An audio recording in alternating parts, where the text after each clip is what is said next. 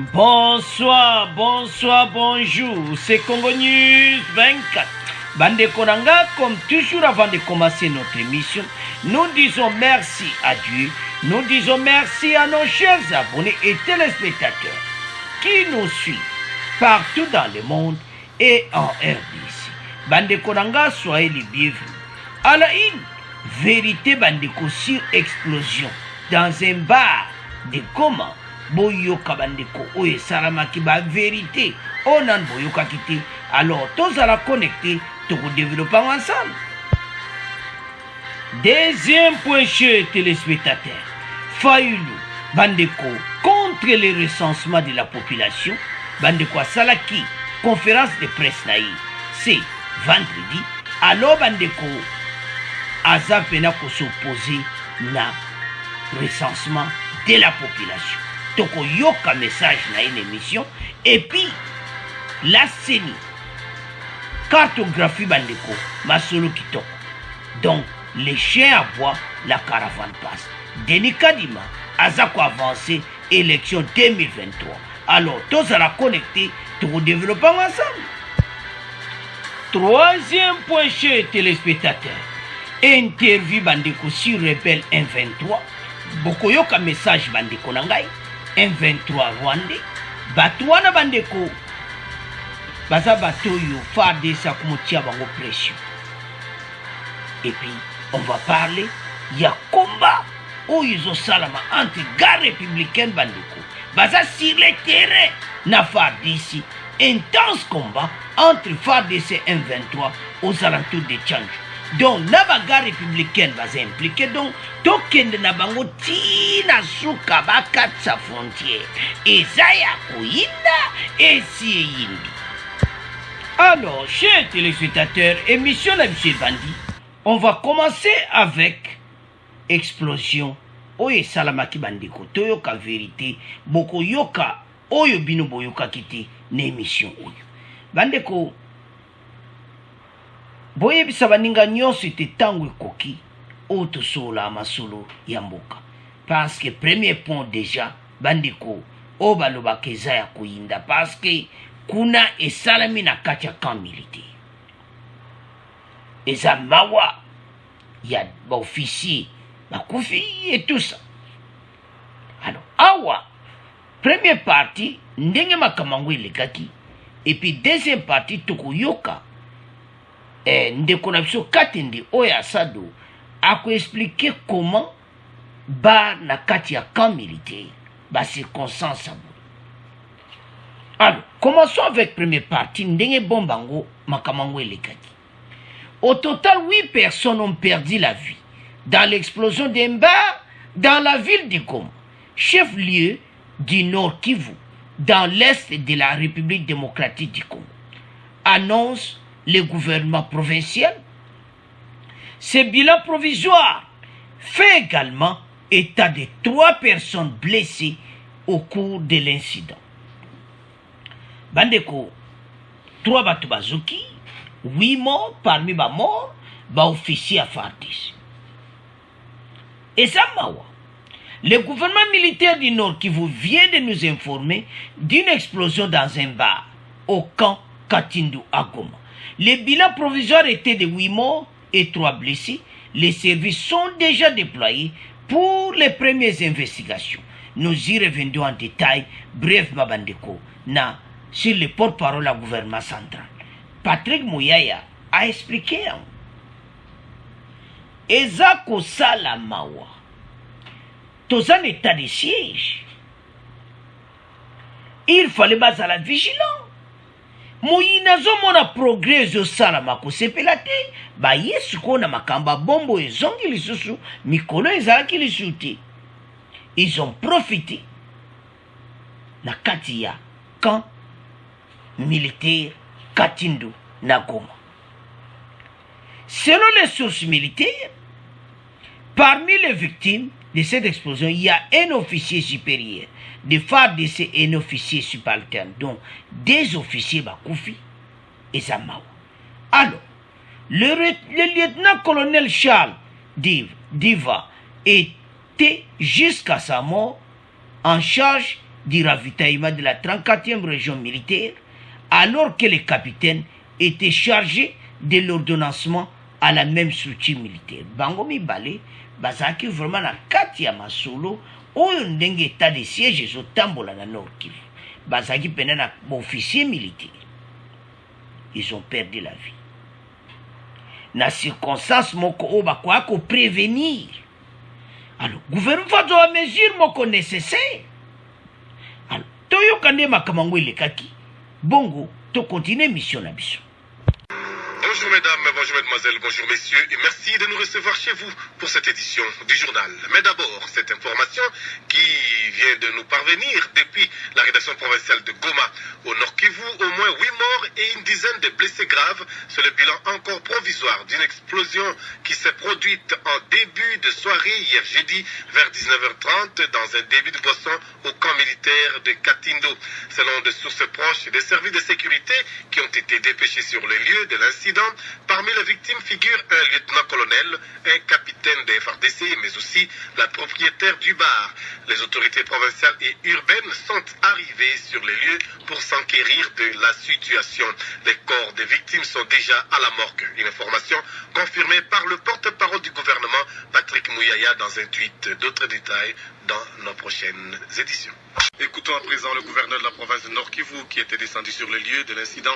Le lieutenant-général Constant Dima appelle la population à ne pas céder à la panique et lui rassure que les enquêtes ont été ouvertes pour déterminer les circonstances et la nature de cette explosion qui a fait des victimes.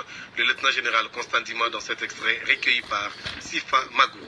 Je présente mes condoléances les plus sincères donc à la famille et à tous les commandants des unités touchés par ce drame. Là, l'endroit scellé pour permettre à la police publique de descendre. On sache exactement il s'agit de quel engin. Mais à ma première vue sur les lieux, en vue des impacts et de défragration, ça doit être un engin explosif improvisé que seuls les scientifiques vont déterminer donc, cet engin. Pour l'instant, c'est 6 morts et parmi lesquels nous déplorons aussi des officiers supérieurs. Nous avons un lieutenant-colonel, un capitaine, 3 femmes et un enfant. Nous sommes dans la province où nous faisons face aux djihadistes, nous faisons face donc au terrorisme. Et la population ne cède pas à cette terreur-là. Les enquêtes sont en cours pour déterminer exactement il s'agit de quoi. Alors, bandeko nanga tolandi biso nyonso wana. Bandeko eza pasi komona koma bato bakufa boye alors que bakwa ko prévenir yango. Tozana état de siège. Eza na makamusu neti ba bar ndengeza, il fallait surveillance eza makasi. Eza na kati ya camp militaire. Alors que bakwa ko prévenir yango. Parmi les victimes figurent également 3 femmes, dont la tenacière du bistrot et un autre dont l'identité n'est pas encore connue, sans donner plus de détails. Les sources militaires du camp Katindo n'excluent pas un acte terroriste et supposent que c'est ces femmes inconnues qui seraient fait exploser. Parce que baza kuutiliser ba moyen nyonso. Moi si wana s'exploser ye moko alataki bombe. Ya toboka ba vérité na émission oyo. Asa mwasi bozomoka avandi, mais moni ebilambe eza ya kovimba. Otala ye. Bata bazambala kote wana basakana kati. Tozana ba problème ba ADF. Baza bato yo côté ba bombe ba bandango bandaka. Alors, na mikolo elekaki toyoka banda bombe esalamaka kala. Toyoka yango lisusu te. Mais oyo ekosalama mpe na kati ya quartier militaire. Ozamona? Alors, kuna na ye moko par la dame en question dont Yen Koloba aye kosala ngona kati ya camp militaire. Alors, Mais na ba moment tozanango, il fallait pas biloko ndingwana ezala. La police scientifique de la MONUSCO ainsi que l'auditorat militaire des garnisons de Goma étaient à pied d'œuvre ce vendredi 8 avril sur le lieu du drame afin de déterminer la nature exacte de l'engin explosif. La femme oya panzana kiwana ya lataki yango parce à sa femme inconnue ba yebi parmi les morts. Zomona tala to perdre des officiers à FARDC au bazana 34e région militaire au nord Kivu. Alors que situation bouille, il fallait pas jouer à mesure nécessaire n'attendre aux anango. Na moment état de siège, batalaka heure nini yango ko fungwa mape heure ni bako kanga yango. Oui, basoda l'air mo bakene ba vandi, ba mera mo ko eloko tout ça mais bazana moment état de siège. Et j'en suis sûr, l'autorité va continuer à mesure, mon côté beaucoup yoka. Deuxième partie, parce que ça chauffe. La femme en question a identifié, identifié, baza ko présumer la suspecte, donc yependa, oya panzanaki. Et maintenant, et comme il temps où qu'est-ce qui va se passer pour le monde? Voilà. Alors que tout ça n'a pas adhère, tout ça n'a pas taboué, au lieu que bah ça la vraiment sécurité ma casse, mais voilà ce qui s'était passé. Alors, mais ma camonoma au niveau état de siège, baba cause à la tena katia camp. Non. Et ça erreur à monene payango et se cause.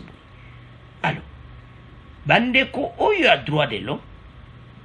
Ce message à Jean-Claude Katendi. Alors, bien, ça possible était, à ce gouvernement qui est malamouté, que ba na moment état de siège à la nakan. A ça a raison. Tout ça a des ennemis partout. Tout l'année, gouverneur militaire, qui base en a paniqué tout ce qui s'est passé, mais gouverneur militaire déjà zéré. Oui, barre kokosala. Mais tout ça en état de siège. Makamwe belé fallait les limiter ou bien pesi ba era ko fungola, era ko kanga avec surveillance. Baba mona ke za camp militaire, ennemi a ko bangate. Ennemi to ana yeto bunda na za déguisé. Voilà la dame à côté. Moi, si à l'ati, moni muta vimbi, il fallait bon timbele déjà. Suka, anyingisi biloko, batu bakufi, mena, nkolo bar, c'est une dame aussi, yé pas koufi. Alors, Toyoka Asado, Jean-Claude Katendi, bon, to continue mission là-dessus. Face à toute cette situation, l'Association africaine des défenses des droits de l'homme, Azado, réagit sur cette explosion qui est intervenue jeudi dernier dans un débit de boisson situé dans le camp militaire du Katindo à Goma. Le président de cette structure appelle les autorités du Nord Kivu à faire preuve de plus de vigilance. Il invite également les autorités à interdire l'ouverture des débits de boissons à des endroits pareils. On écoute maître Jean-Claude Katende, joint par Jean-François Mouya. Goma fait... La ville de Goma ainsi que le Nord Kivu tout entier sont en état de siège. C'est une situation qui demande aux policiers, aux soldats ainsi qu'à tous les services de sécurité d'être prudents. Un débit de boisson ne peut pas se trouver dans un camp militaire. Nous savons qu'un camp militaire ne peut pas être un lieu où on accède n'importe comment. Trouver des choses telles que des marchés et des débits de boissons au sein d'un camp constitue une distraction et l'ennemi peut profiter derrière ça pour accéder ou pour puiser des informations. L'État doit interdire ces choses même si cela appartient aux policiers ou aux militaires. Mais nous savons également que souvent dans certains camps, ce sont des gens qui proviennent de l'extérieur, ils sont locataires dans des parcelles se trouvant dans les camps et effectuent ce genre d'activité. Ceux-là peuvent donc aussi constituer un canal susceptible d'apporter des incidents. Alors, chers téléspectateurs, Tolandi Bissonio Soana Jean-Claude Katendi. alors ba place wana eza ba place bako kotia jamais bar place wana eza na camp militaire. Il fallait pas na ndenge le tout ça état de siège. Donc message ne penza gouvernement atia ayoki yango était erreur. Mais yé penda pointango clair parce que na état de siège camp militaire bakoza na barti. Donc il fallait ko kanga yango ti makambo to ko sila ou bien bozana ba moko fixe bo fungoli bo kangi. De toute façon il fallait kande ya lubi salati tala siko munguna profiter soko ezalaki na place publique na cité mais c'est grave. Alors ezalaki na camp militaire ezalaki penate ki to lobaki ya bato bele ya koleka. Alors botala oyo esalami. Maintenant enquête est en cours tolandi gouverneur pe bazoluka bayeba engin wana ekota ekuna na camp militaire ndenge nini ekoma. Donc bandeko ba situation boya tolobaka toujours toza na problème sur lui parce que mboka toza na ba mélange belé na kati ya population na biso surtout à l'est. Au monde congolais mais les soixante congolais tout ça n'a pas problème belé ya ko résoudre na mboka oyo yango so bazolo ba élection tika élection ça les recensement avant élection tika recensement salama ba Martin Fayulu ba télémeli siko recensement mais toujours à la deuxième fois. Mais gouvernement lobby les chiens aboient la caravane passe Masolo et Tamboli déjà à recensement. Alors, toujours à la point. Ce qui bateau nyonso, parce que moutava kota na camp militaire, l'axa carte d'identité. L'axa carte d'identité. Parce que comme on n'a pas de carte d'identité, police pas message, les soldats pas message, na bango pete kosenga. Pas tous en angote. Nous sommes nomades dans notre propre pays. Alors, Jacques Lokatinde a lobby à droit de l'homme que voilà, il fallait même pas qu'on tire bas na kati ya camp militaire. Pour le moment, on est en état de siège. Il faut contrôler les amakasi. Mais Mawezaka ya otozon ka na même point. Nous ne sommes pas identifiés, tous on a ma carte d'identité. Vous ne pas wapi, problème tout ça. Donc, ozoye bati, qui est congolais, qui ne l'est pas, et puis la citation, toujours les kanango, parce que les loto, ba diète, ah, au batadef, mais quoi ba indini. Hein? Na bon moto, ce sont des Hutus, on se peut pas kokan, na biso. Donc, la citation de Zanango, est ça que message à quoi droit de l'homme est clair. Mais, ce total, il na moi muzindo, gouvernement na biso basale fo. Que makambo tout, makambo ebele za régulariser. Et puis, na leur état de siège, makambo yo bar na kati ya camp et zalati. Alors, andi konanga, c'est à ce point, tout tiki premier point, tout comme qu'il y a deuxième point. Alors, bandeko nanga, tout comme il y a deuxième point na biso, bandeko, tout division wande, on va commencer d'abord avec Martin Fayulu, après tout y a, na deuxième partie, où il y a cartographie opérationnelle vote 2023. Martin Fayulu compte le recensement de la population. De l'autre côté, Seni Bazako avancé na cartographie na bandeko oyo y a recensement général. Alors, basala qui on a fait den house bandeko c'est vendredi. Ndebozo monana si ma photo na bango wana eza vidéo moko ezali pena pe clarté ezali na eza réseaux sociaux bokotala Azako expliquer makambo eleka kala et tout ça pourquoi bazobo ya recensement. Et ça mawa bandiko nanga. Martin Fayulu s'oppose catégoriquement à la décision du gouvernement d'organiser conjointement des opérations d'enrôlement des électeurs et du recensement de la population. Le gouvernement a préparé qui recensement, n'enrôlement et à l'ensemble, il y a s'opposé non. A Pessiba raison. Pourtant, l'option a été déjà levée par l'exécutif national qui la justifie pas de besoin d'orthodoxie budgétaire. Alors que la situation est déjà levée. Balobaye que makamunyo sont déjà et ça va se passer là qui n'a. Et puis il y a un programme gouvernement très bien.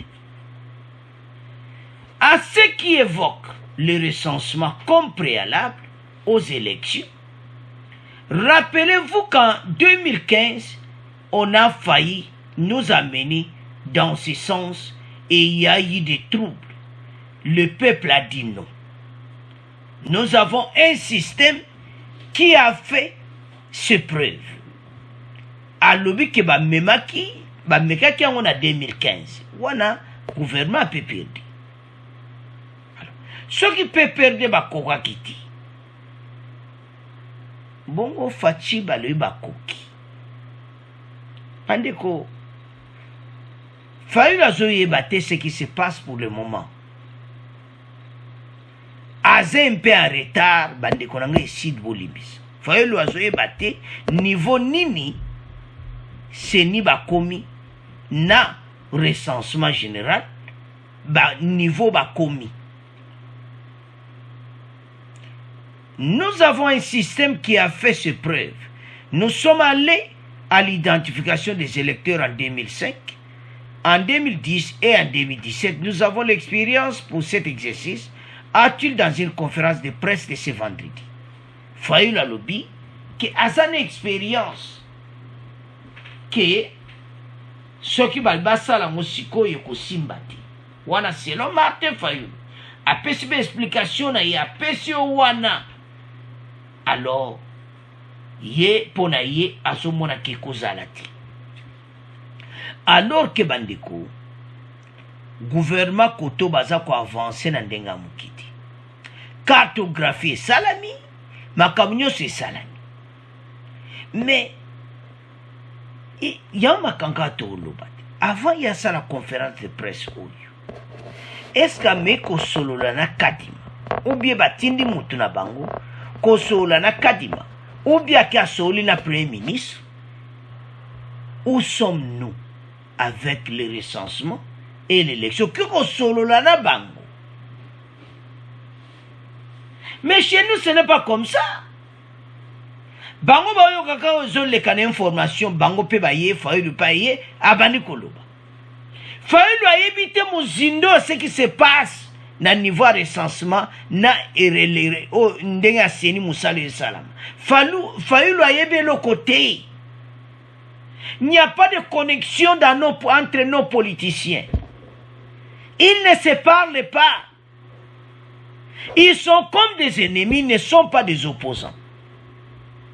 Il y a une grande différence entre au seul opposition na kozala ennemi. O abiso bazaba ennemi, bakoki jamais ko solo la.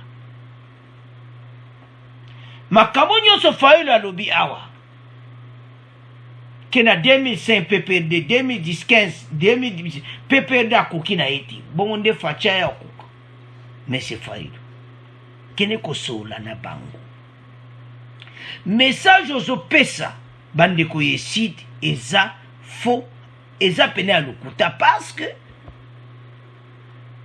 au tuni boya oui le passé wana lobi no ki PPRD bakwa kite ba meke na 2015 2017 2005 ça n'a pas marché. Bon wana ozana raison mais maintenant oyo lobi que awa ba okukati. La première question to tuna mais c'est Fayulu. Est-ce que tu as premier ministre Boutoza wapi? Parce qu'il y a le chef du gouvernement. bosara kutu fachi kende solo la na premier ministre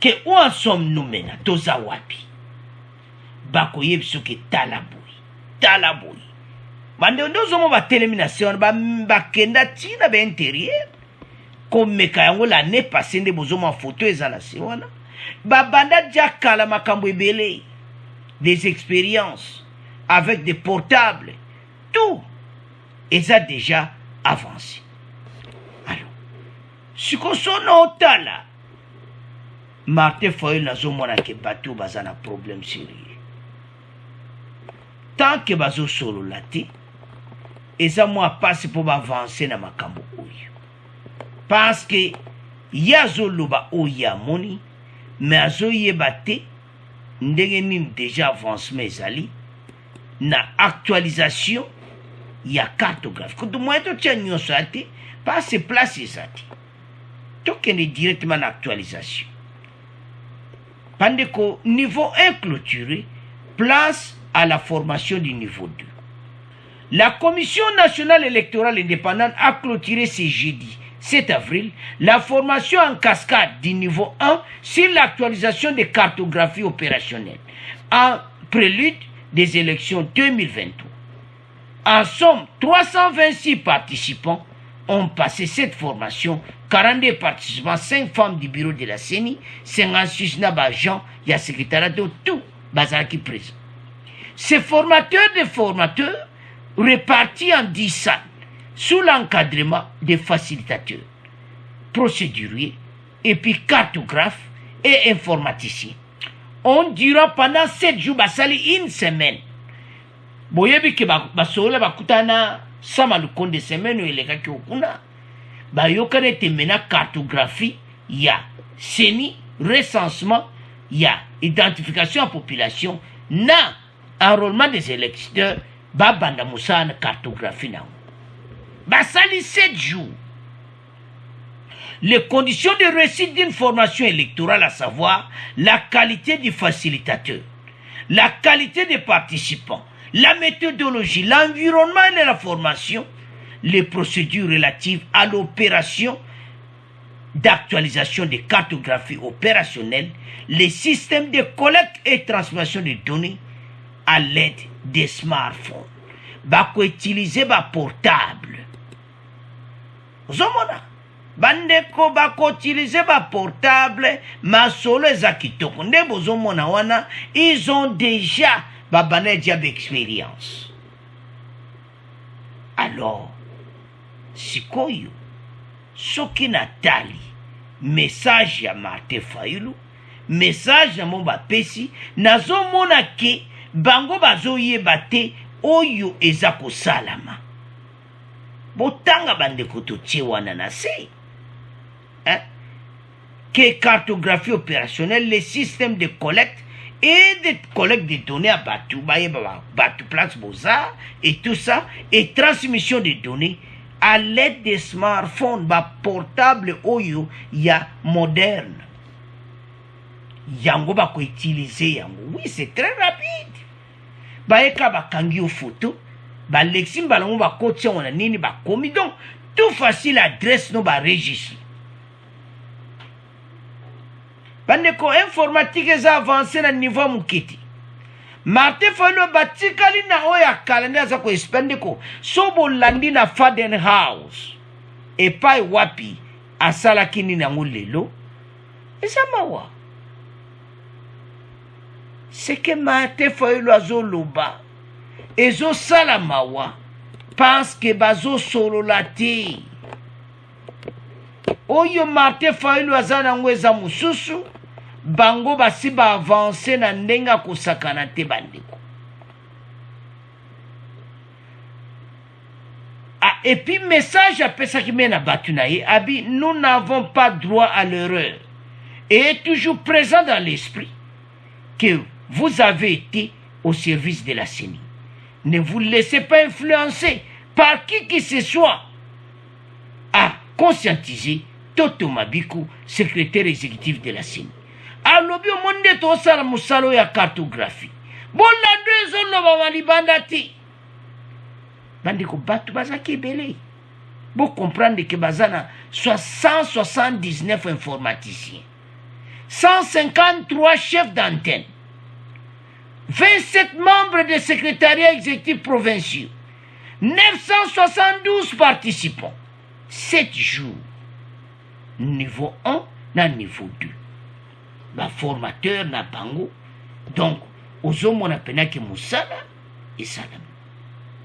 Bandeko, Martin Fayulu, il faut ba solo là, na Samalukundi. Et ça m'a wa. Conférence de presse, c'est ça qu'il est là. Hein? Mais, Martin Fayulu, aïe, abani koloba, il fallait tout na bango siko baza niveau nini. Ya yembala moko, pas de recensement. Recensement, non. Martin Fayulu na Faden House, pas de recensement. Botala mboka nde pa ezokende. Bande kotoza na problème sérieux na mboka. Soki makambo tozolo bango botala bo ba gouvernement na biso opposition benemi kati. Ba congolais baza na besoin ya carte d'identité. Carte d'identité ko faciliter makambo ebele Martin Fayulu. Muzito. Ah, bande ko za passe. Et puis ami pesi diapos là, peut-être vous connaissez, peut-être vous connaissez pas. Awa ndeo mba vandi na mesa Madidi Martin Fayulu, président de la République, et puis Muzito, premier ministre de la APC. Ah, Nzambe, bon, ça vraiment espoir, donc, bon comprendre, ça d'équipe, qui va bima pendant 2023, donc, président Fayulu, premier ministre Adolphe Muzito. Adolphe Muzito, pendant premier ministre à Kala. Tout le monde a pu résultat. Tout à l'heure, on va continuer mbalo. Bandeko, makambo yo owalo baka esi yindi na ho. Alors, totala ndenge nini ezokende. Mais toyeba eti côté akadima na bandeko a recensement ba yebisika Martin Fayulu, les chiens à bois, la caravane passe, yazo pekise salamate mais déjà c'est bandaki. Cartographie terminée, alors bande konanga tozala na ensemble to soutenir gouvernement oyo ba kende ba perception ba carte d'identité pour tout ça ba nomade dans notre propre pays. Oyo Martin Fayulu bazoya nango contre, en tout cas biso tout au ba non to kon ba continuer de ba osa musala. Alors Martin Fayulu kende bo solo la okoyeba niveau nini ba komi nango na cartographie. Alors, c'est à ce point, tout qui deuxième point, tout qui na troisième point. Alors, bande konanga to komi na point na biso, oya suka bande kwa to ko divisango en deux, ça chauffe toujours. Trobananu na moto obi tumbezo bela gare républicaine, bande ko des combats intenses entre FARDC et M23.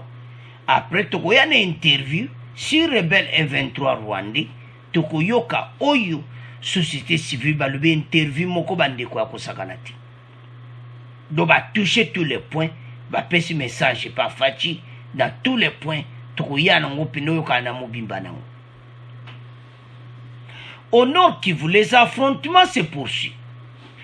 Vendredi 8 avril, entre les M23 et les FARDC, aux alentours des collines de Tchandjou et Runyoni, en territoire de Rutshuru. Des sources locales renseignent que les forces loyalistes font face à la résistance des rebelles et y a perdu depuis jeudi dernier le contrôle de la zone. Ba perdre déjà contrôle ya ngomba na nyonso banda jeudi ou eleki to pesa ki message FARDC a comment contrôler partout mais balu ba kotika bangote. Fachi atinda ki gare républicaine bande konde bozo mona wana bazana FARDC ensemble.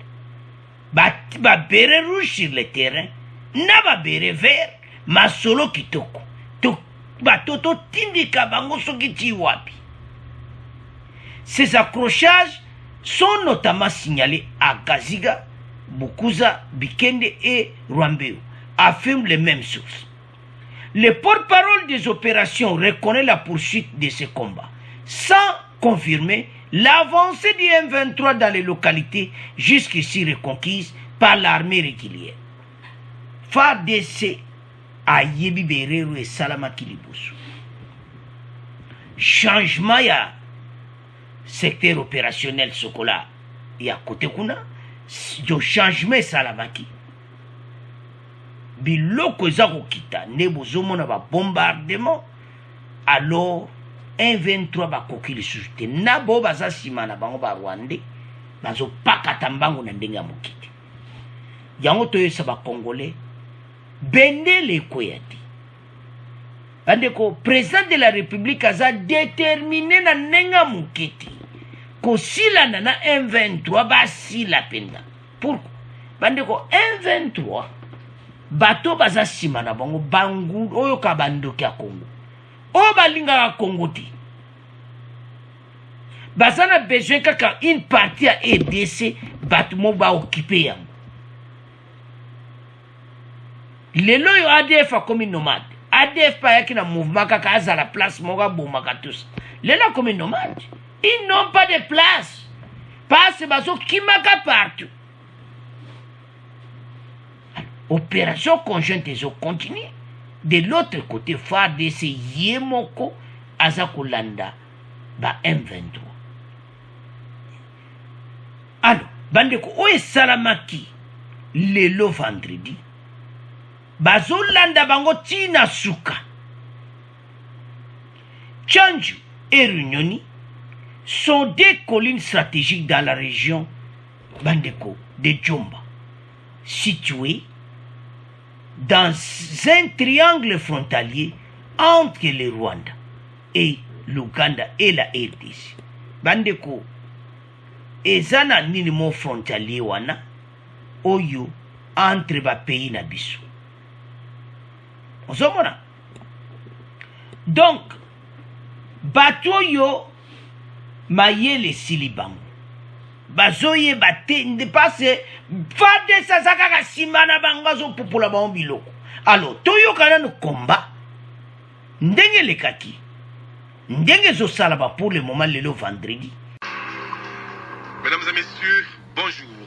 Les FARDC ont réussi à reconquérir la colline de Tchanzu la nuit dernière. Tchanzu et Runyoni sont deux collines stratégiques dans la région de Djomba, dans un triangle frontalier entre le Rwanda, l'Ouganda et la République démocratique du Congo.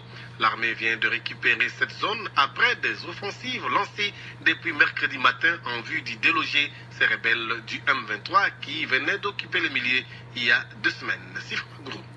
D'après le porte-parole des opérations Sokola 2, la reconquête est déjà acquise et l'armée est en train de nettoyer toute la zone et poursuivre l'ennemi dans les profondeurs en vue de mettre fin à l'aventure du M23.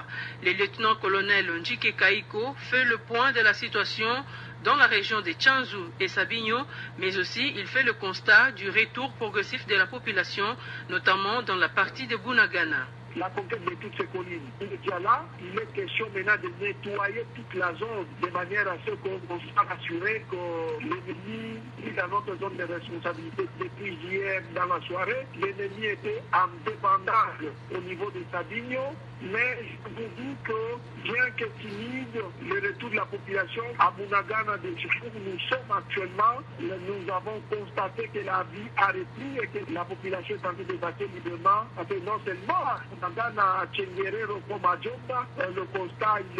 le lieutenant-colonel Njike Kaiko affirme que le coordonnateur des opérations et commandant de la 3e zone de défense séjourne dans la zone des opérations pour s'assurer de l'évolution de la situation. Goma Sifama. Alors, bandeko tolandi biso nyonso wana. Le commandant yemoko avandi kuna na kati ya ngomba wana na ba FARDC na ba garde républicaine po balanda bango tina suka. Renfort eza ya kosaka nango te. Il faut kobenga na bango ti a nettoyer babi quartier mu bazo sala patrouille. Bandeko bako résister lisusu te. Ba voisin mayele sili bango. Botumonaki biso boyebaki te etete okoma boye. Bandeko président de la République aza déterminé makambo oyo to en finir na bato oyo. batie peuple na pasi na ndenga mukete alors que sima na bango batu mobu baza sima na bango mena na batu na bango wana bango nyonso mbango bayoki biloko ya FARDC bandeko na ngai président de la république alobaki ke ngai nakozala na kimia te soki este oyo ekomi libéré te bato nyonso banguna Congo baganye bango message moko akosakana nango te parce que bandeko makambo esali combien 20 ans soto comprendre que eza situation ya lelo ti lelo mona donc mena toza tosilana na bango bien totala makambo ya ADF pe tosilana na bango malembe kodeko kuna ba avancement ezosalama donc na bafront nyonso tozomona ke ya une lumière eza koya yango toyesa bakongole toza na désespoir te eloko eza mawa ke en RDC tozala toujours divisé na bakaboli tozala bomoko ozoyoka oyo wana azopesa opinion na ye mais opinion lere ezala opinion mo ekritike po ebongisa kuta eza koboma eza me kotrahir contre même gouvernement na yo moko tokoavanse na mboka okoma soki bato bazoraisonne ndenge wana bato baoraisonne mpena ki kutu toganye na biso bango te mboka ezala kaka na désordre comme ça bango baprofite bandeko la situation ya bato oyo pourquoi batiango mbamba parce que basecret bime kota baaméricain partout ke trafic ya baor ezokatisa ngambo à partir ya makambo oyo tozoperdre baressource alors que peuple congolais aza na besoin ya quelque chose mpona kovivre pe congolais mbongo efale servir na bacongolais ezokende oyo balobaka situation oyo balobaka ke eza grave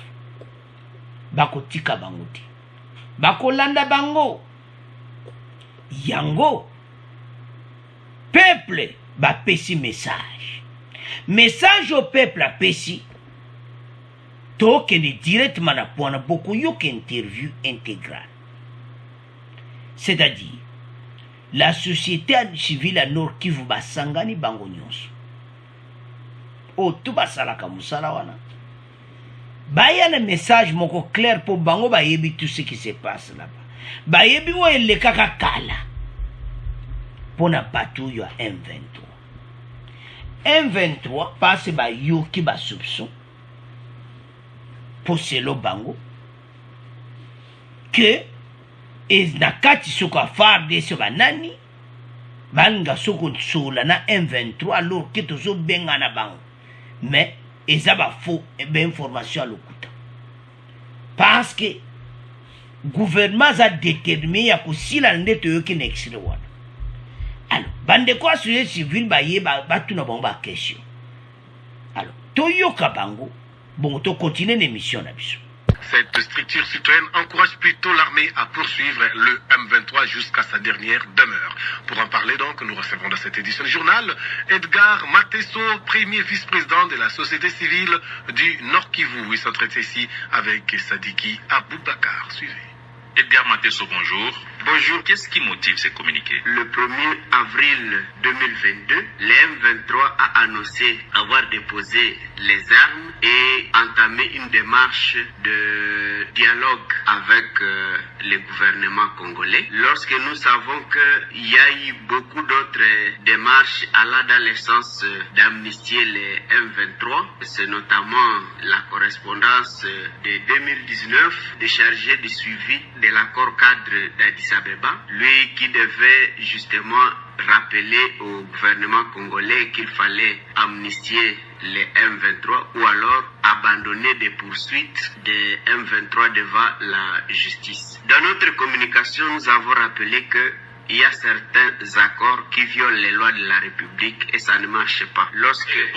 Pourquoi rappeler cela en aval pendant que la société civile, évidemment, avait pris part à ces discussions entre le gouvernement congolais et le M23 qui avait été facilité par le président Yoweri Museveni à Kampala? Oui, en fait, la société civile avait participé au dialogue comme observatrice. Elle n'avait pas la voix délibératrice et d'ailleurs, on pourrait le constater, elle n'est pas signatrice de cet accord. C'est un accord qui engage le gouvernement et les M23. Qu'à cela ne tienne, les M23 s'étaient engagés à déposer les armes. Aujourd'hui, les M23 reprend les armes. Les M23 s'étaient engagés à se muer en parti politique et le gouvernement congolais s'était engagé justement à agréer ces partis politiques. Certains de leurs militaires avaient été intégrés dans l'armée. Voilà, évidemment, moi je pose cette question. Pourquoi aujourd'hui le M23 qui était censé être désarmé reprend les hostilités en violation de cet accord qui avait été signé entre ces mouvements et le gouvernement congolais? Le problème, c'est que jusqu'à présent, les M23 n'ont pas encore communiqué par rapport aux raisons qui le poussent à reprendre les armes. Comme vous dites qu'il n'y a vraiment pas une motivation qui pourrait justifier le fait que les M23 reprennent les armes ou reprennent les hostilités contre l'armée congolaise, est-ce qu'il y a, selon vous, nécessité à ce point-là de rediscuter avec le M23? Dans notre communication, nous avons insisté sur le fait que l'armée doit les poursuivre jusqu'à leur dernier retranchement, dialoguer de nouveau avec les M23. Non seulement c'est violer les lois de la République, mais aussi c'est cracher sur les efforts qui sont en train d'être faits dans le cadre de la pacification. Nous sommes déjà tous dans le processus de la démobilisation des groupes armés, y compris les M23 bien sûr, comme c'est un groupe armé qui se réclame congolais. Ils devraient prendre la voie de la démobilisation et non reprendre les armes. Mais le M23 est régi d'un statut un peu particulier. Il y a des accords qui ont été signés par rapport à sa situation. Quels que soient les accords, le M23 n'a pas de raison de prendre les armes. Est-ce que vous êtes rassuré que le gouvernement également a respecté les clauses qui lui ont été assignées dans cet accord? En fait, le gouvernement congolais s'est retrouvé devant un dilemme. D'un côté, il est devant des accords qu'il engage avec le M23, une rébellion de surcroît. Mais de l'autre côté, il y a les lois de la République qui définissent comment on doit entrer dans l'administration publique, comment on doit entrer dans l'armée, comment on doit accéder au grade dans l'armée. Et voilà pourquoi le gouvernement congolais ne devrait pas s'empresser à respecter tout cet accord dans sa lettre, sinon il serait en contradiction avec lui-même. Et là, justement, le Parlement peut attaquer le gouvernement congolais pour haute trahison parce que c'est contre les lois de la République. Au lieu de ne pas respecter à la lettre, il ne fallait pas carrément que le gouvernement puisse signer cet accord parce qu'il y a également ces principes de la primauté des règles internationales aux lois nationales. Il y aura primauté des lois internationales s'il s'agissait des étrangers par rapport à la République démocratique du Congo. Voilà pourquoi nous sommes en train d'estimer que les M23, s'ils s'estiment congolais, ils doivent aussi s'aligner derrière les lois de la République. Edgar Mateso, merci. Je vous en prie. Voilà. Alors, bandeko nanga tolandi biso nyonso. Bango, jeudi, société civile apesaki message. Que bon mega kopesa bango ba poste te. Parce que kala, ba pesaka bango ba poste tout ça. Alors, tant ba pesaki message wana jeudi, lelo ba invité bango na interview te message na bino wana bolimbola ngo en détail ndeto landi wana bandeko y avait un accord basinyaka na gouvernement o elekaki M23 baena ba papier na mo pa fachi o baye ba vandi na Kinshasa fachi atika ko kipe bango te fachi aboya ko négocier na bango. Alors, situation M23 comme à ce qu'on m'a dit. Bah, quand tu vas signer, alors, et moi, naïki, en tout cas, mon boulot côté. Alors, bango, bah, simbili suminduki. Bah, simbili suminduki, bah, bandi ko attaquer, alors, ça ne va pas. Alors, et comme étant oyo que maintenant ba bengana bango parce que bango ba signaka ba accord wana yango société civile aye kotuna bango ayebisi bango ke message na biso eza bolanda bango tina suka bongo soma yela bango nyonso esuki bakomi na mire batutani botuni bango siko bolingi nini. Bandeko le M23 sous régime il y a ex-président de la République Joseph Kabila na PPRD ba yokanaka ba accord et puis ba tsoka ba poste et maintenant le gouvernement oyo batu nyonso ba fungoli miso société civile à lobby ba se considérer que baza ba congolais ou bien ba se considérer que baza ba étranger ceux qui baza ba congolais ba boaki minduki ba tomboli maboko na likolo ba yeba yambi bango ba continue na système ya DDRC soki baza bapaya alo biloko mote banaka kolanda bango donc société civile aza na raison batuni question ya président de la République gouvernement actuel ba gouvernement actuel a comment devant un dilemme côté bazo mon accord ou ezaki signé. Et maintenant, côté au Fatia, la loi république Fatia Bino. N'a qu'on dit mangote. La loi république et le bibongote. 1-23, bah zela, bah suite. Bah le bique si quoi tozongela, minduki. Chiko bah yo kangana kati na bango lisusu na bapaya. C'est aussi un grand problème encore. Ndeko ce civil tolandi ebiso nyonso. Que ceux qui va considérer baza ba congolais. Bah continue la procédure à désarmement. Bah tiki ba arme, DDRC, bah continue, bah luki moyen, bah continue. Mais bango, bah pesa qui ba condition na bango. 1. Biso na ba grade tout ça on a 1-23, to kota na ba grade wana na kata FARDC. Voilà première condition. Oui, ça n'a pas possibilité. Bon, ce qu'on tourne ça biso FARDC.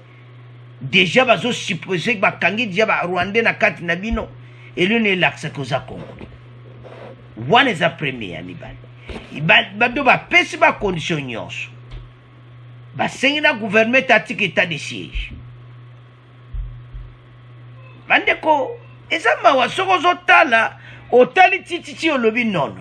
Ça ne va pas parce que situation tozanango eza déjà donc zomona kake Batoyo, le kola bazouaka déjà accord le gouvernement kala et tiaki moi poto.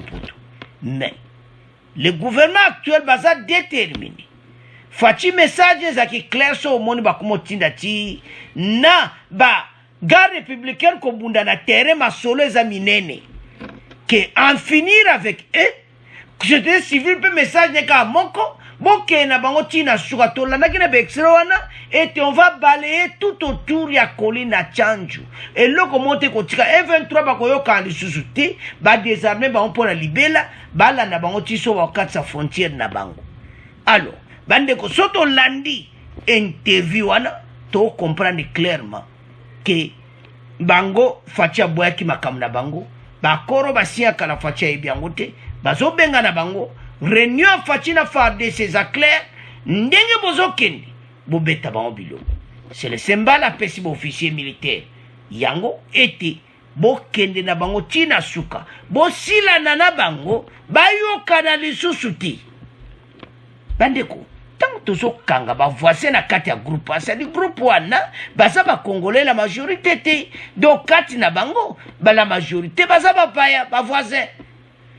Alors menez la question que tu même yane eza penande ba continuer ko landa bango bandeko bitumbezo tokandenga muketi baza ko landa ba lobi atabo kimito landa ba tina suka po eza ekala so bango ba kimi fa de satiki mena message ko landa ba ko silisa bango tout. Alors bandeko nanga to landi biso so interview oyo société civile a pesi to landi ba déclaration.